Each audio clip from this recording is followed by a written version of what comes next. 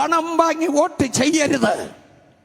യേശുവിൻ നാമത്തിൽ ഞാൻ പറയുന്നു, പണം വാങ്ങി വോട്ട് ചെയ്യരുത്. ആമേൻ.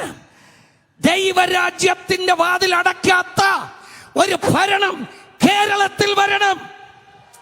സുവിശേഷത്തിന്റെ വാതിൽ അടയ്ക്കാത്ത ഒരു ഭരണം കേരളത്തിൽ വരണം. ശക്തിയോടെ പ്രാർത്ഥിക്കേ. 9-ാം തീയതി സ്വർഗം നമുക്കായി പ്രവർത്തിക്കണം.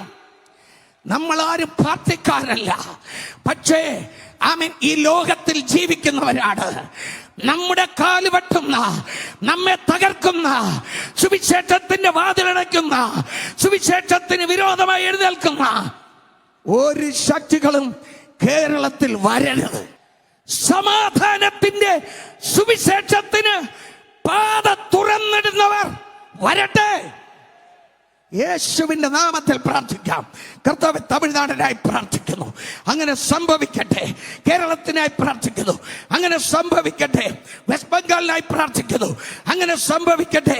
ആസാമിനായി പ്രാർത്ഥിക്കുന്നു, അങ്ങനെ സംഭവിക്കട്ടെ. പുതുച്ചേരിക്കായി പ്രാർത്ഥിക്കുന്നു, അങ്ങനെ സംഭവിക്കട്ടെ.